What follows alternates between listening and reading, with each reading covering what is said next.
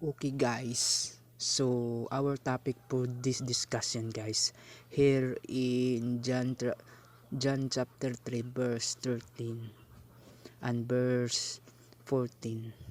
A no man hath ascended up to heaven, but he that came down from heaven, even the Son of Man, which is in heaven. And as Moses lifted up the serpent in the wilderness, even so must the Son of Man be lifted up. So, so, observe wisely guys. Only Jesus Christ came down from heaven, and only Jesus Christ ascended up to heaven. And always remember guys, always remember, after Jesus Christ fulfill his task to save his people, to save the chosen people Israel, he ascended up to heaven. Matthew chapter 1 verse 21. And she shall bring forth a son, and thou shalt call his name Jesus, for he shall save his people from their sins.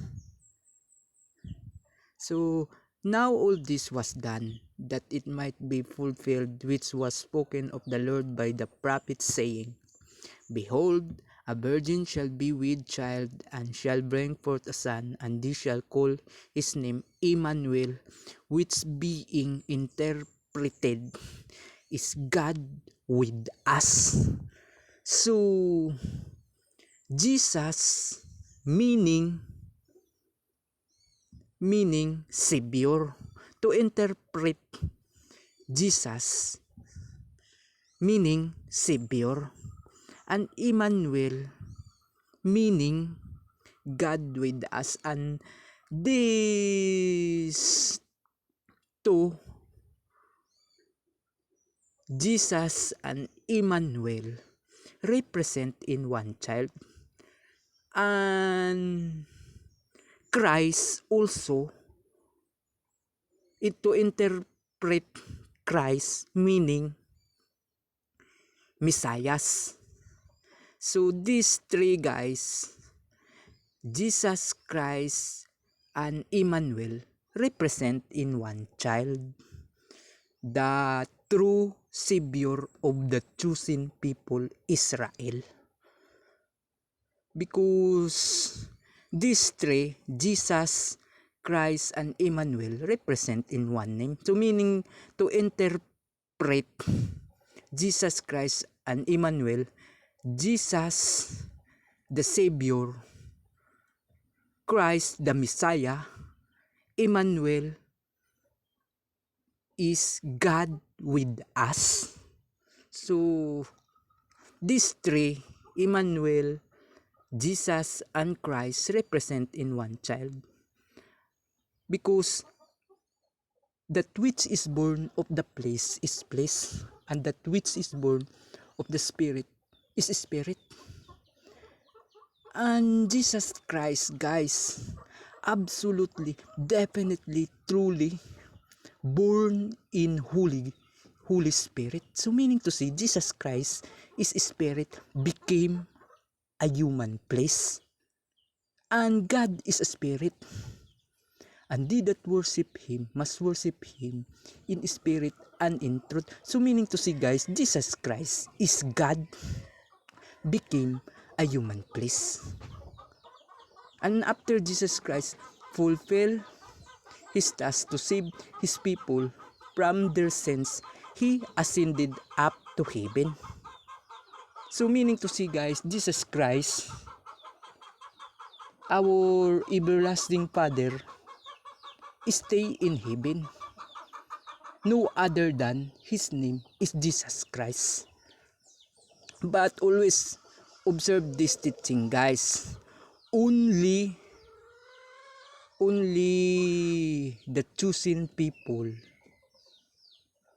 Jesus Christ saved the chosen people Israel. So let's proceed on Isaiah, guys. Okay guys. Okay guys.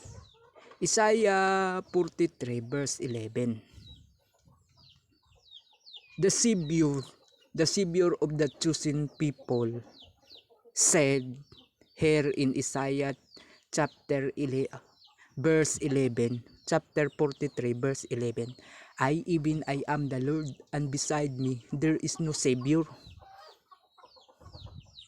I have declared and have saved, and I have shown when there was no strange God among you. Therefore ye are my witnesses, saith the Lord, that I am God. Yea, before the day was I am He, and there is none that can deliver out of my hand. I will work, and who shall let it? Thus saith the Lord your Redeemer, the Holy One of Israel. For your sake I have sent to Babylon, and have brought down all their nobles, and the Chaldean whose cry is in the ship. So, the true Savior of the chosen people, Israel, no other than His name is Jesus Christ.